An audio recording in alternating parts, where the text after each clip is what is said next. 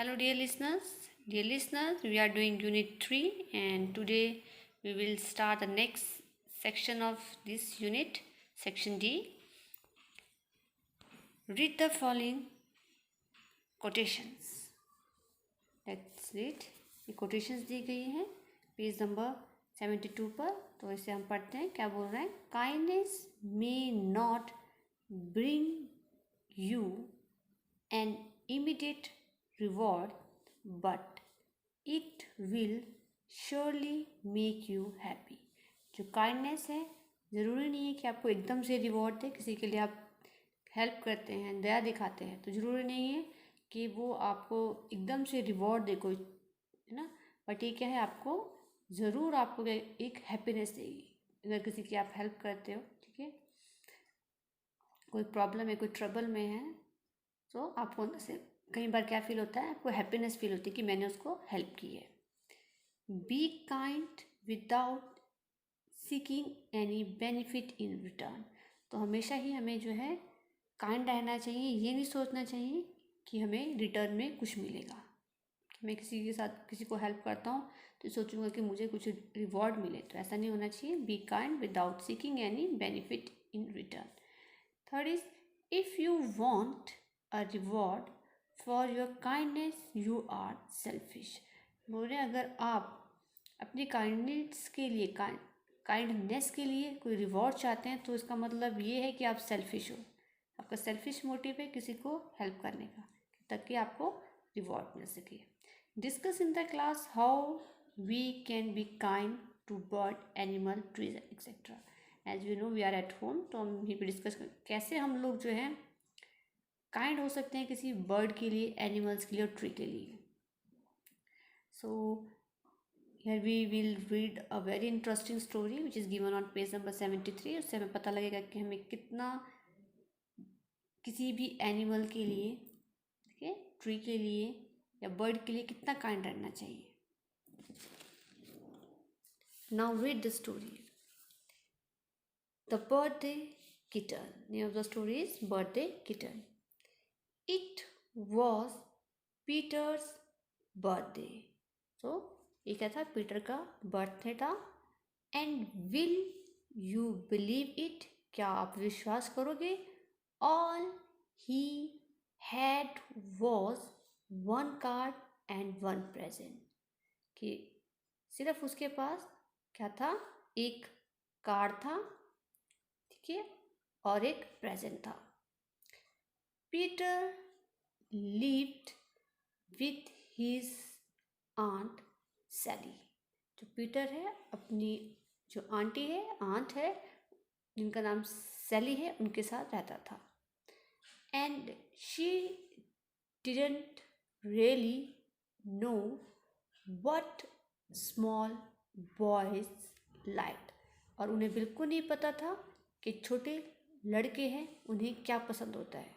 ठीक है, तो ये बोल रहे हैं कि पीटर का बर्थडे है और आपको विश्वास नहीं होगा कि उसके पास सिर्फ एक कार्ड था और एक प्रेजेंट था, और वो अपनी आंटी जो सैली के साथ रहता था. पर जो आंटी सैली थी उसको ये नहीं पता था कि लड़कों को क्या चीज़ पसंद है. So Peter's one present was a new pair of socks. जो पीटर का एक प्रेजेंट था वो क्या था? नई सॉक्सेस था, पेयर ऑफ सॉक्स था.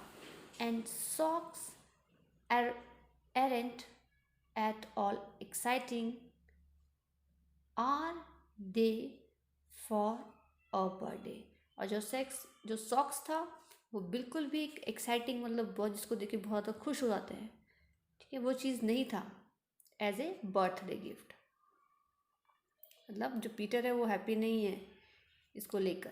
ठीक है, I did so want that big book of adventure stories in the book shop. So I did so want, मैं चाहता था कि मुझे जो है बड़ी बुक है एडवेंचर स्टोरीज़ की, ठीक है, जो कि उसने देखी थी बुक शॉप में, वो मिले. थॉट पुअर पीटर, वह ये चीज़ सोच रहा था. आप देख सकते हैं यहाँ पर पीटर जो है सॉक्स पहन रहा है, उसकी आंट सैली है, तो उसके माइंड में क्या है कि अगर जो मैंने बुक शॉप में स्टोरी एडवेंचर स्टोरी बुक्स देखी थी, ठीक है, काश मुझे वो मिलती। तो ऐसे सोच रहा है वो। As he pulled on his new socks, तो ये सोचते सोचते ही वो अपनी जो सॉक्स को खींचकर पहन रहा है।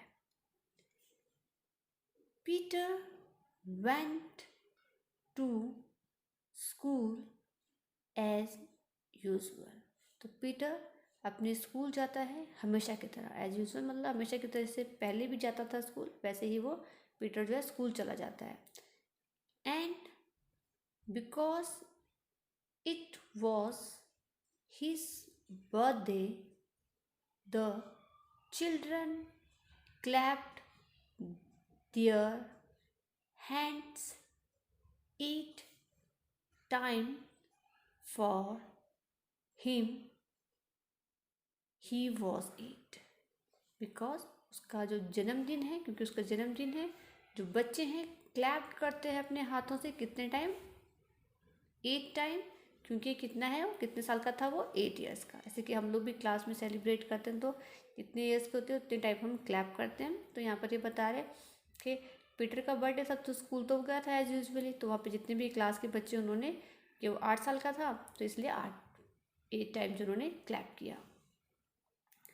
On the way home he saw something under a hatch, तो जैसे ही वो वापस आ रहा था स्कूल से तो उसने क्या देखा,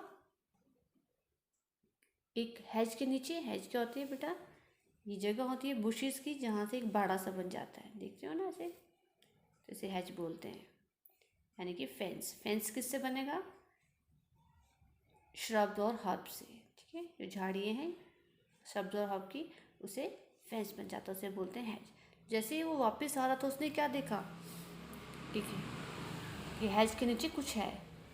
and he looked to see what it was, और वो उसको देखता है, देख रहा होता है कि क्या चीज़ है वहाँ पर, okay. At first he thought it was a big grey mouse, तो जैसे ही वो पहली बार देखता है फर्स्ट लुक में तो सोचता है अच्छा ये तो क्या क्या था, एक बिग जो ग्रे माउस है, उसको ऐसा लगता है कि वहाँ पर एक ग्रे माउस है। बट इट वॉजंट, बट वो नहीं था, मतलब मीन्स वो ग्रे माउस नहीं था। फर्स्ट लुक में तो उसको लगता है कि ग्रे माउस है, पर वो जब ध्यान से देखेगा तो उसको लगता है कि अरे ये तो नहीं है। It was a tiny kitten, तो वो क्या थी, एक छोटी सी किटन थी, आप देख सकते हैं यहाँ पर छोटी सी किटन है यहाँ पर।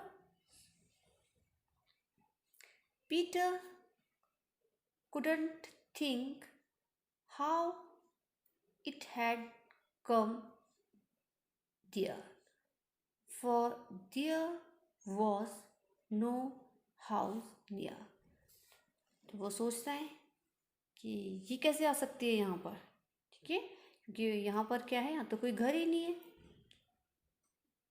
जब उसको देखता है तो वो सोच रहा है कैसे कैसे आ सकती है यहाँ पर, बिकॉज यहाँ पर कोई हाउस ही नहीं दिख रहा है आसपास में।